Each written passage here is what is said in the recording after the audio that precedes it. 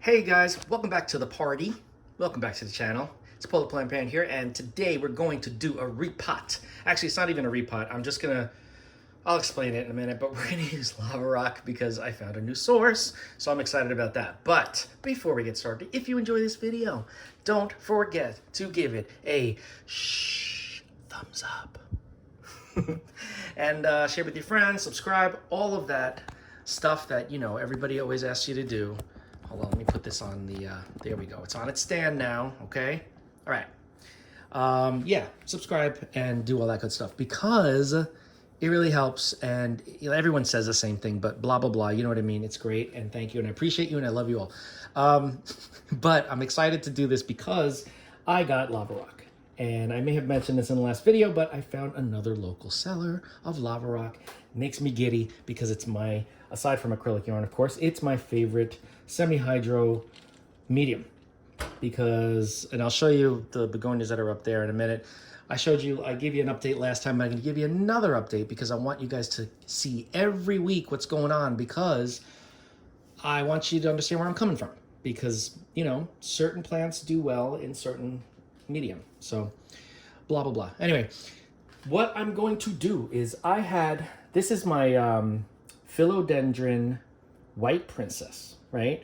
This was in soil the first time you saw it. I took it out and I put it into water culture because it was not doing well in the soil. And you know what I'm thinking? And you guys probably already know this, but I just never said it. I'm thinking that a lot of the plants that we buy that are in soil, we bring them home, and maybe a lot of times they don't do well because the soil isn't the best for them that they're grown in, because, these stores, they kind of they mass produce cuttings and mass propagate is rather. And I'm thinking they just use like a cheap soil mix just to get them out and get them to the store. So it's not like, this was not in a chunky aroid mix, which probably would have been a lot better. But in order to make my own chunky aroid mix, I'd have to buy a bunch of different things to amend the soil and blah, blah, blah. So I'd rather just use lava rock because I know it works for me, and I love it. Much easier. And no gnats, no fungus gnats. So yeah, this plant was not doing well in soil, the soil it came in. So I put it in water culture. I didn't get a lot of new roots, but after cleaning off, this one I'm not sure about, but actually it feels kind of firm. After cleaning off all the soil, I left the viable roots. And what I'm gonna do today, it's been in water for a while. And you can see there's a lot of new leaf growth. This one was a new leaf. This one's a brand new leaf. So yeah, it's definitely surviving. I don't want to say thriving because it would be much better. It would look much better and be much healthier if it was thriving. So it's surviving. But I know that when I put it into lava rock and I give it a little NutriCoat fertilizer, it's going to do much better. So without further ado, very easy and quick to do this. I already rinsed out my lava rock. I cleaned it good, and I cut the little slit on the bottom of this cup. I'm just going to do the double cup method because I don't have any of these cool little plastic goblet thingies. So for now, I'm just going to put them in a double cup. So I'm going to empty out a lot of this, most of it, I'd say. Just a little bit at the bottom, okay? And just like everyone always says, when I put this in, actually, you know what? Normally, if this was coming right out of soil, I would make sure that the roots stay above the water line that I'm going to be filling. But because this one has been in water culture growing for a few months now, it doesn't matter if the roots are submerged because they're used to it. But only the bottom of the roots are going to be submerged. That's what is going to help with this oxygen situation. The lava rock helps with oxygen and airflow with the roots. So the root zone. So let me start filling this in. I'm trying to do this on camera, and it's not the easiest thing. All right, a little bit on this side. Okay, a little bit on this side. I want to make sure that the leaves don't get buried. Oh, look, there looks like some little growth points in there. I don't know if you could see. Can you see? Okay.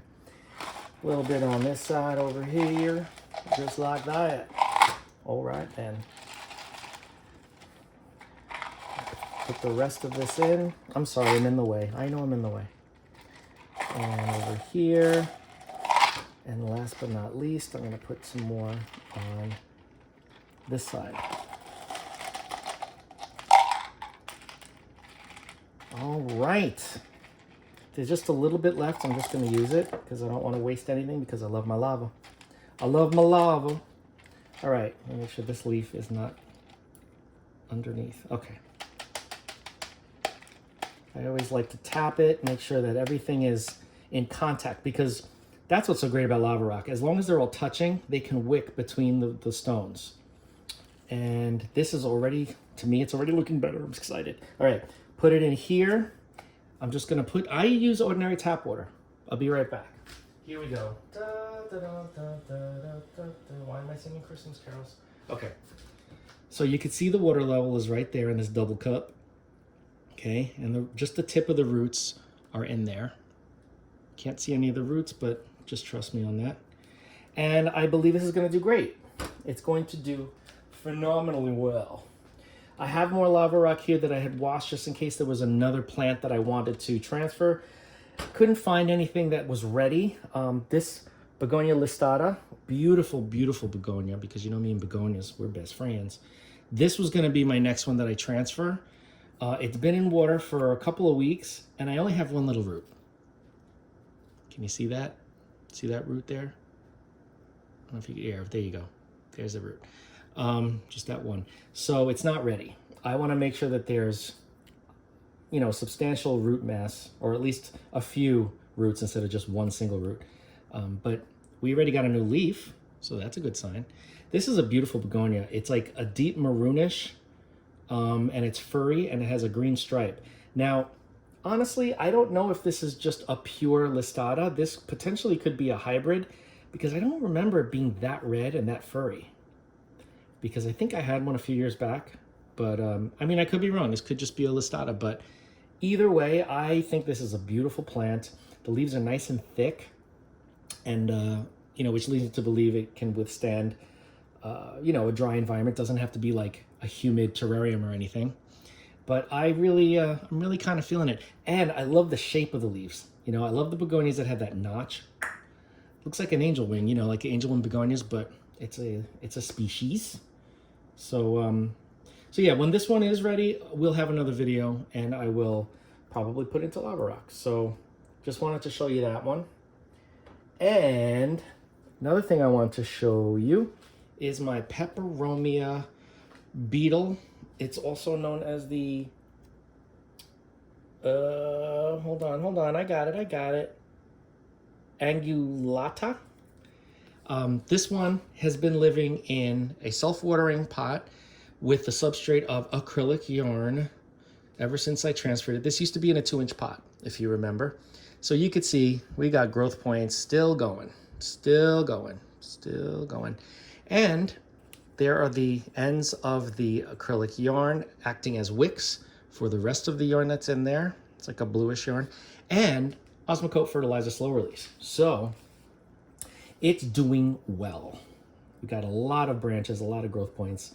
And let me tell you, I mean, these plants are pretty sturdy. The leaves are very thick and leathery. And I hate to say it, but yeah, there has been some neglect with this one. It probably would have grown a lot faster if I remember to water it more regularly. But because this is such a strong plant and a strong grower, it bounces back. You know, you can see here when it dries out a little too much, the leaves get the little dry marks on them like that. But it wasn't too bad, and it's continuing to grow. So yes, and the slow release fertilizer are those pellets. And it's really enjoying this. As long as I water it, it's enjoying the acrylic yarn. So that is that one. And now what I want to show you, let me move this newbie back. I want to show you what the state of those 2 begonias that I transferred from soil into semi-hydro. One, these are both Rex Begonias. One I transferred to Leca. And remember I said, no, it's not my favorite because the plant shifts, and which could damage new roots if you ever move it. So try not to move it. But the other one's in lava rock, which I prefer because first of all, it wicks up water higher. And second of all, it's more sturdy. They lock in because the pieces are not round. They're a little heavier and they kind of lock in. So they hold the plant in place, plus, you know, superior, I say superior, it's my opinion, superior wicking action and aeration. So let's take a look. here we go. First up is the Rex that's in Leca. So as you can see, a lot of the leaves fell off. It was not doing well. It was getting a little bit too dry because the plant moves a lot in here, right? So what I did was, and also Leca doesn't wick as high as lava rock, right? So I decided to raise the water level, as you can see, so that more of that upper Leca will have a humid environment to help it root, and then the roots can grow down into the reservoir. So I don't think we could see any roots, and I don't want to disturb it too much, but just know, as you can see, you know, the plant didn't have an easy transition. It's still, I think it's still transitioning. So we've got a new leaf, which is a good sign, right there. But these leaves, the edges are crispy. It's been pulling from its store, you know, its stores, its reserves. So that's a sign to me that, all right, it's not getting what it needs, but it's getting through it. Again, I'm not a fan of using Leca, especially with very fibrous, fine-rooted plants like begonias. What I could have done is planted this even deeper into the Leca so that the it'll be lower in the closer to where the water level is. Let's put it that way.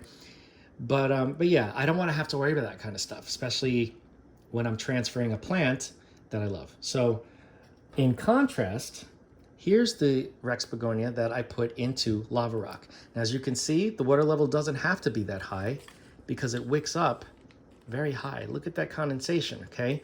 There's moisture just about all the way up to the top of the lava rocks, okay?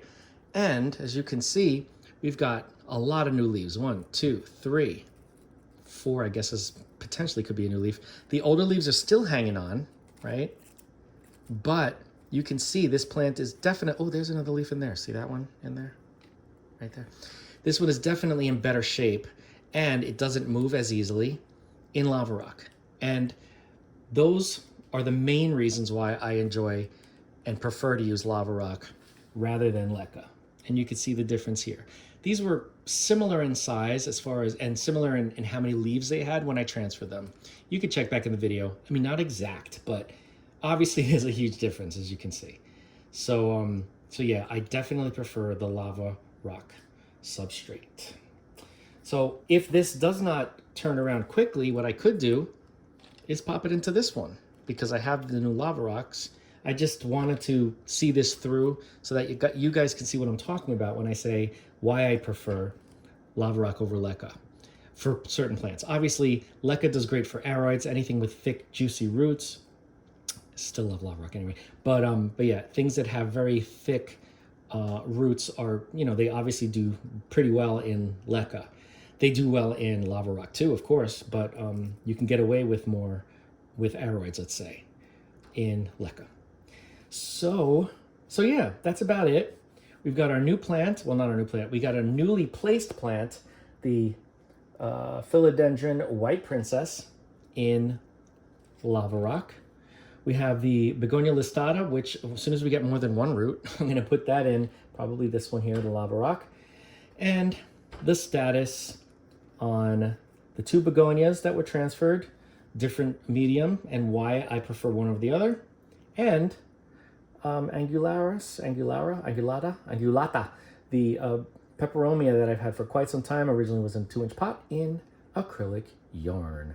If you have any questions on any of these plants or any of my growing methods, again, I always say this because I have to put this disclaimer out there because some people lose their minds. Nobody has to do what I do. Nobody has to use the substrates that I use. Things that I do usually they start out as an experiment. And I found something that really started to work for me under circumstances like not having a lot of airflow and needing to have things wick up higher. Acrylic yarn obviously wicks great. That's probably the best wicking medium I use, and then lava rock is next.